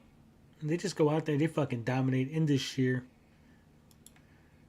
Eventually, they knock off Matt Hardy in this double team maneuver. It was what you're expected, right? It was a squash match. They're showing how deadly in this sheer is. It was good for what it was. Well, could it have been more impressive? Probably. But they did what needed to be done. I do like these guys. I think they have a big future ahead of them if they push them correctly. Then, of course, we got Kevin Owens and Sami Zayn. They had a nice little segment talking about winning the titles. Kevin Owens is growing on me. Very funny. Very interesting. Eventually, we get the Imperium show up.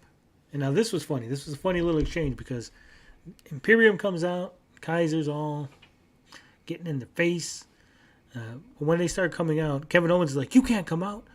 You can't. What are you doing? You can't come out. I didn't say your name." He's like, "Last week when we said your name, so you came out.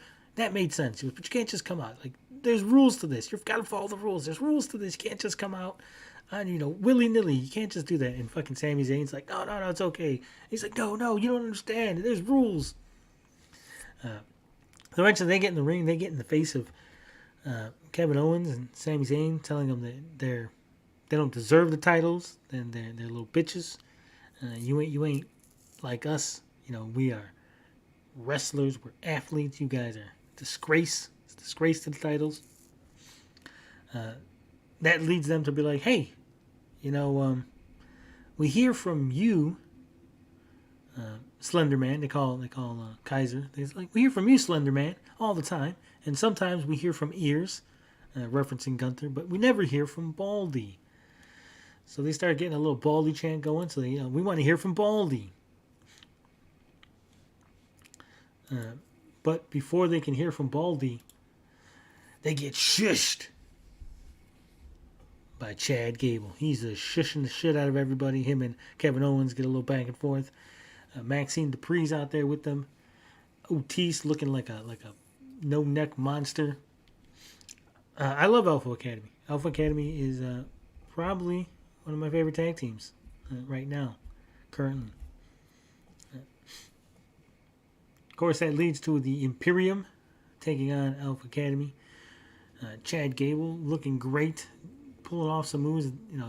He fucking throws over one with his legs, throws over the other with his arms.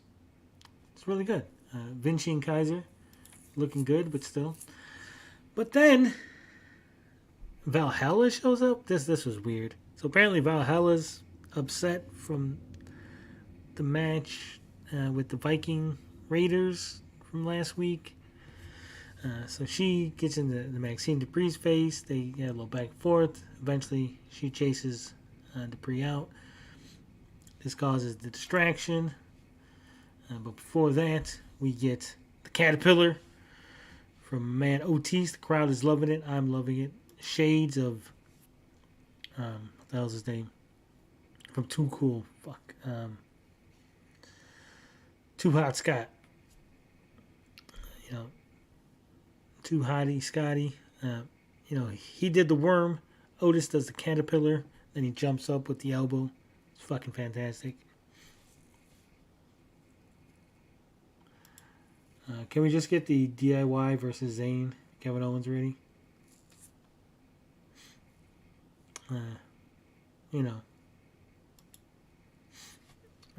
Eventually.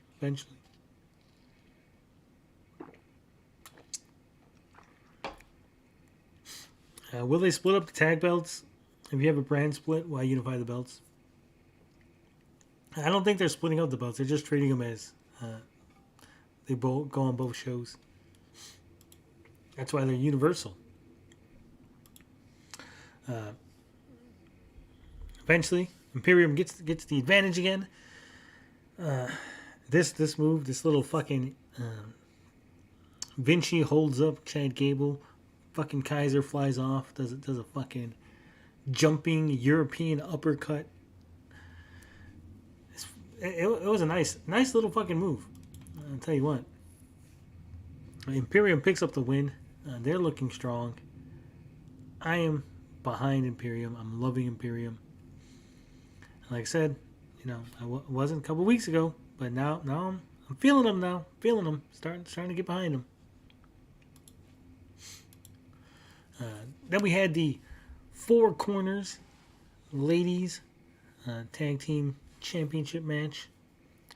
As we know, Raquel Rodriguez and Liv Morgan had to give up the titles because Liv Morgan is injured. Shotzi has become Raquel's tag team partner.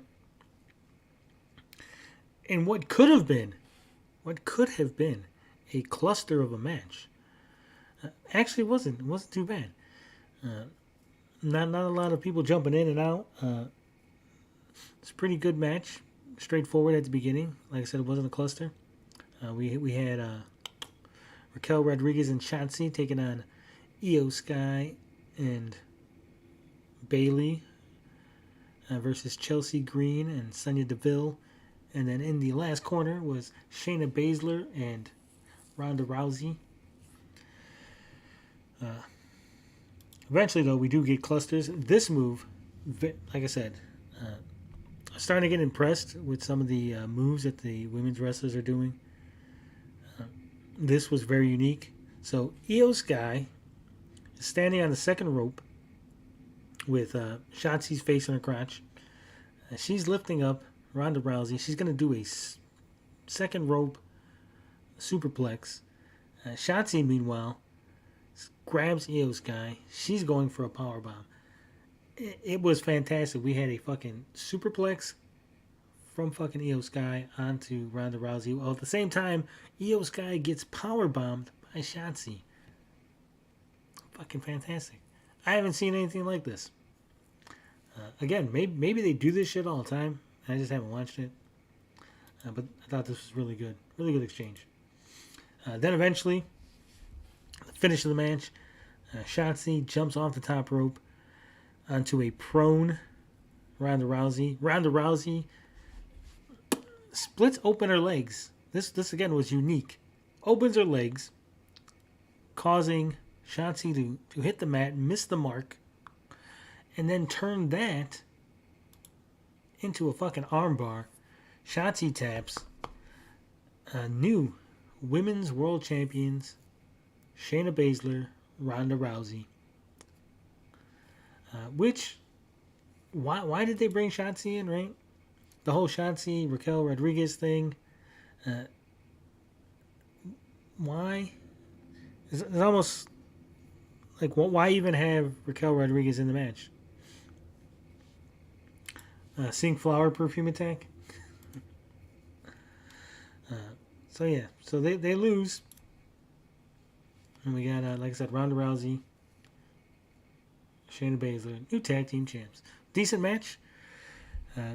Especially for a women's match. Like I said, like I've always said, not really a big fan, but I'm starting to appreciate the women's wrestling. It's getting better.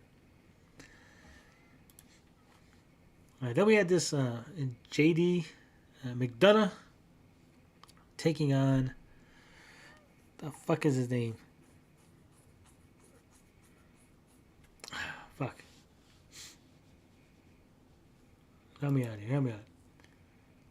He was fucking, I think he was a champ at one point. Shit.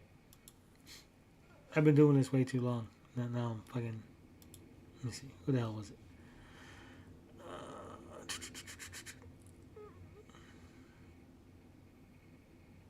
Who the fuck was it?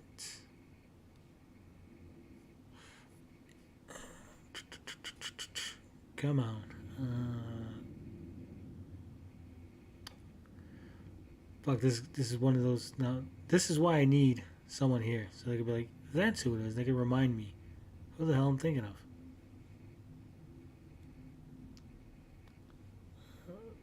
Dolph Ziggler. That's who the fuck it was. Dolph Ziggler. Thank you, Mike. Fuck. I don't know why my mind went fucking blank. Because Raquel will be eternally a tag wrestler. Raquel should join Damage Control as the muscle. That could be potential. But then she'd have to turn on Chauncey. I don't know. Yeah, but this whole McDonough, JD McDonough, fucking Ziggler thing. Eventually, spills outside. He just starts beating the shit out of them into the fucking steel steps. Double count out, which is dumb. Back in the old days, it would have been a DQ, right? He was a little too aggressive with the steps. I think that should have been a DQ and not a double count out. But it was a double count out, and just trying to prove that JD McDonough is willing to do anything. I haven't been asleep. I've been asleep 15 of the last 24. Damn, Haunted. Who is Dolph Ziggler? I know him as Nikki. Nikki Nemeth. That's another one, like I said. Like, Dolph was up there. Now he's just, like, freaking down. I'm always confused. Then we had Cody Rhodes comes out. Says, hey, it's 1-1. 1-1. You got one. I got one. But I'm not happy. I'm not happy with that. So he challenges Brock Lesnar, open challenge. He says, hey, Brock, you did all this great shit. But if you don't answer my challenge, then we know you're afraid of me. We know you're afraid of me. We can add that you're fucking afraid of Cody Rhodes to your list of accomplishments. So come on, answer the call. He goes, I know you're probably on break. You're on vacation. You're on your annual monthly vacation. But you're going to hear this. You're going to hear this. Someone's going to inform you. Accept the challenge. Don't be a pussy, essentially. It was decent for what it was. The guy in a sling challenging the Beast. Come on. He said, you were beast enough to hurt me, but you weren't man enough to break me. Then we went to the back. Matt Riddle is getting interviewed. He's saying how, in 2 weeks he's got an opportunity to be in the qualifying match for Money in the Bank. He's in his stoner haze thinking about who he can challenge for the belt when he wins. Gunther comes up and says, well, if you challenge me, I'll beat the shit out of you, right?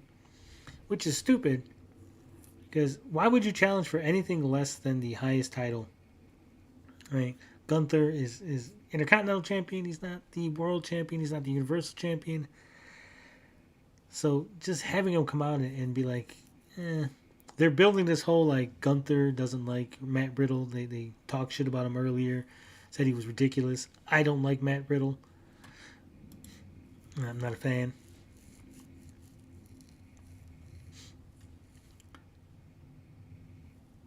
So, yeah, I wasn't feeling it. It looks like they're building up Matt Riddle to face Gunther. I can't stand Riddle. Thank you. I'm not the only one who feels that way. Why is Matt Riddle still here? Doesn't WWE have a wellness policy? It's obvious Matt is stoned. Could be. But, so it looks like they're building up that Matt Riddle is going to eventually take on Gunther.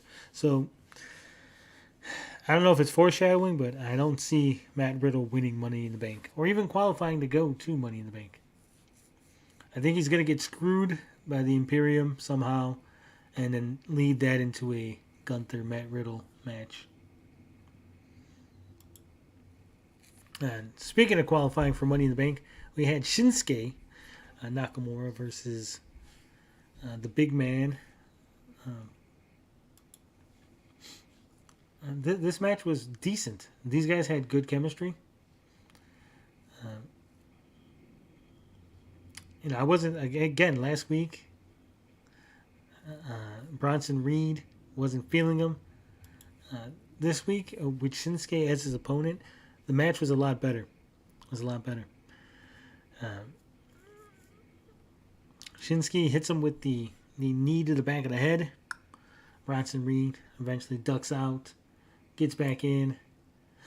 Shinsuke hits him with another knee. But this second knee, right, the one that puts him out, the finisher of the match, it looked, I had to watch it like 3 or 4 times because it looked like he just completely whiffed and just sort of like sandwiched Bronson Reed between his thighs.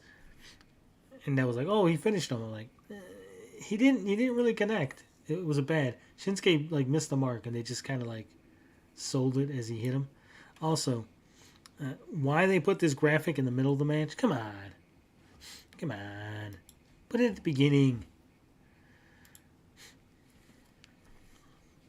And Riddle. He's a great wrestler when he wants to be, but I would never hang out with a guy like that. Squirt. TM. What's up, sweet and tender? Main event time. We had Seth freaking Rollins and AJ Styles versus Finn Balor and Damian Priest. There was a nice little moment here. Seth Rollins gets out of the ring, gets up behind Rhea Ripley, puts his arm around her. They're posing for the camera. She looks over. She's like, "What the fuck? It's Seth Rollins. Why are you touching me? Don't touch me like that." It was a nice little comedy moment. Put on some real wrestling like CM Punk. CM Punk's overrated. Reed is getting into don't take him serious category with those losses piling up. I agree. I think that if they want Bronson Reed to lose, he should be losing by DQ, right? He should be losing like his anger is uncontrolled or something where it's not really his fault.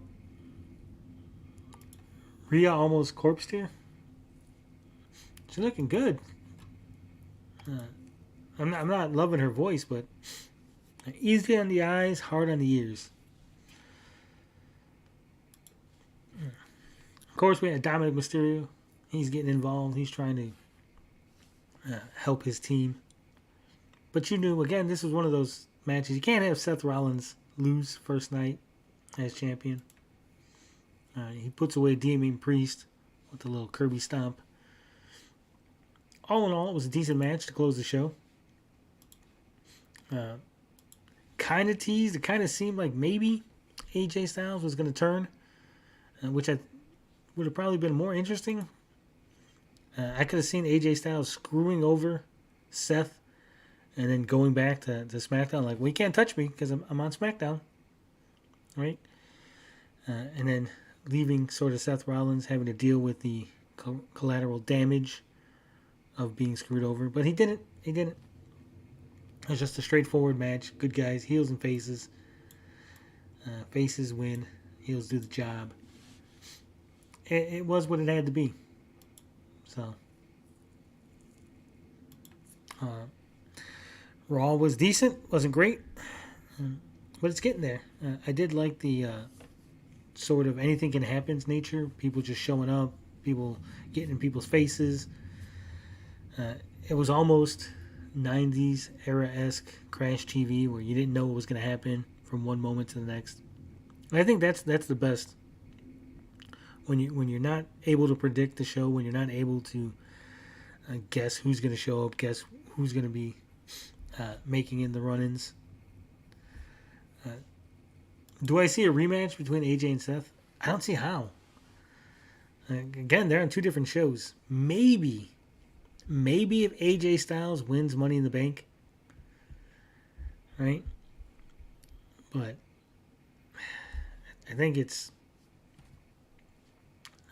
happening. CM Punk is the best in the world. He's not overrated. I liked CM Punk when he was in his earlier days. I think he's gotten really full of himself.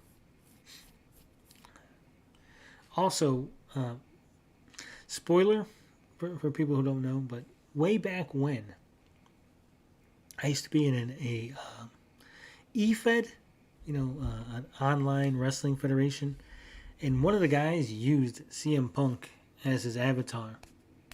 So whenever I see CM Punk, I always associate it with this guy. So to me, I don't see CM Punk. I always see Eddie Stitchard. That's just a little bit of my crazy brain. But anyway, wrestling was great this week, or at least the wrestling I watched. I didn't watch AEW, like I said. Way too busy. I got lots of things going on. But the wrestling I did watch was pretty decent, pretty good. I would say SmackDown was least favorite, right? I would have to say my favorite was NXT Battleground. I'm gonna give Battleground the edge over Night of Champions, just because Night of Champions had so many problems. If we said what had the best match, Night of Champions definitely had the best match. But I think NXT Battleground had more consistent good matches for the amount that they had. Raw was better than SmackDown this week.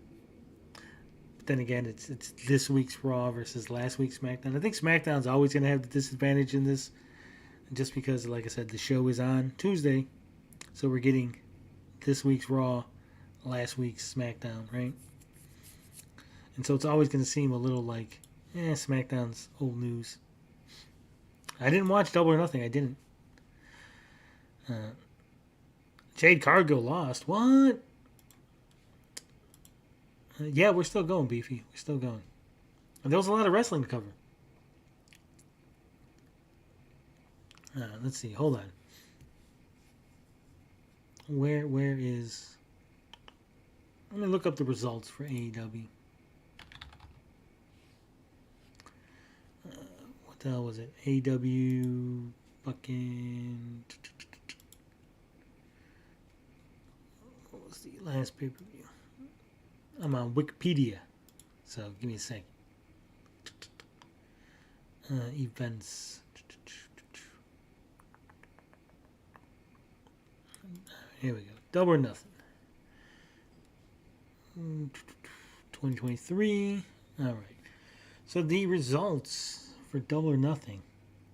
The Hardys, Jeff and Matt, and Hook with Isaiah Cassidy defeated Ethan Page and the Guns, Austin Gunn, Colton Gunn by submission. 6-man tag match. The Hardys and Hook won. Matt Hardy took ownership of Ethan Page's contract. Ooh. I am fantastic. Fantastic. A 21-man blackjack battle royal for the AEW International Championship. Orange Cassidy, the champion, won. Why? I'm not a big fan of Orange Cassidy. Adam Cole with Roderick Strong defeated Chris Jericho with Angelo Parker, Matt Menard, Daniel Garcia, and Jake Hager by referee stoppage. It was an unsanctioned match with Sabu showing up. Man, Tony Khan just opening up the purse strings, bringing in Sabu. FTR defeated Jeff Jarrett and Jay Lethal.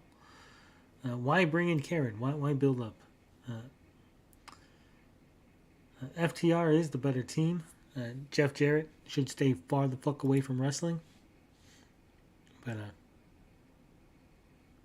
Wikipedia is a great source. You can use it to make a book like Brett Weiss.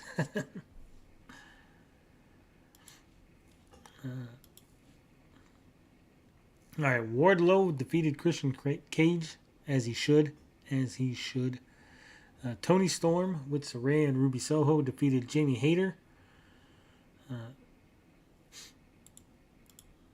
The House of Black, Malachi Black, Brody King, and Buddy Matthews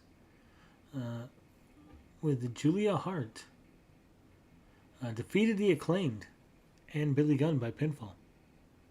Open House Rules 6-man tag team match for the AEW Trios Championship. Jade Cargill with Smart Mark Sterling and Leela Gray defeated Taya Valkyrie by pinfall. How the fuck is she going to beat Taya Valkyrie? Then Chris Statlander defeated Jade Cargill. Wow. So does that mean Statlander's the new TBS champion? In 48 seconds? So she wrestled Taya Valkyrie. And I'm not even a Jade Cargill fan, right? But how does this make any sense? This is like almost as bad as when Yokozuna beat Bret Hart and then Hogan just came in, showed up and slammed fucking Yokozuna to win the fucking title. Right?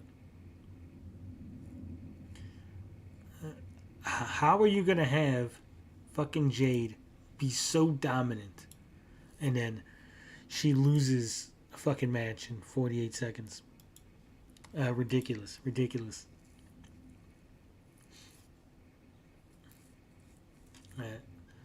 Did they just want Jade to win so many title defenses and they're like, okay, you made it, now let's just take the belt off? Because that's probably...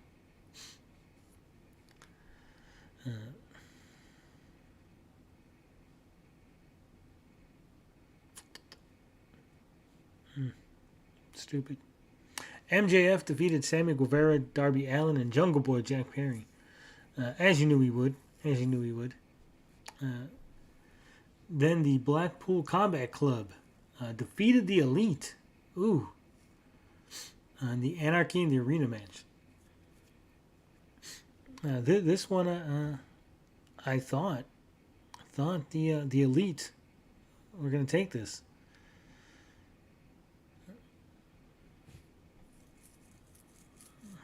So yeah.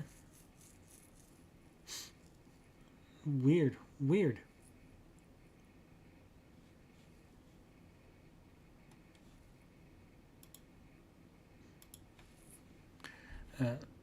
Taya should have beat her. TK sucks at booking the room. Yeah.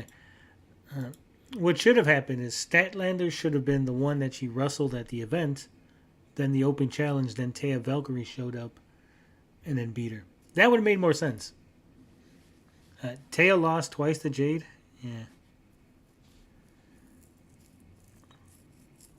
And why are the pillars all midgets except for MJF? I don't know. Darby Allin looks like a child out there wrestling, but whatever. That's what you guys want. Me, I'm like, nah, these people are ridiculous. Why even bring in... Tony Khan is such an idiot. I mean, he brings in people and they lose. Like, why would you bring in Taya Valkyrie? And then just fucking jab her out. That makes no sense. It's like, then just don't bring her in, right? Just bring in some other jobber. That would be cheaper.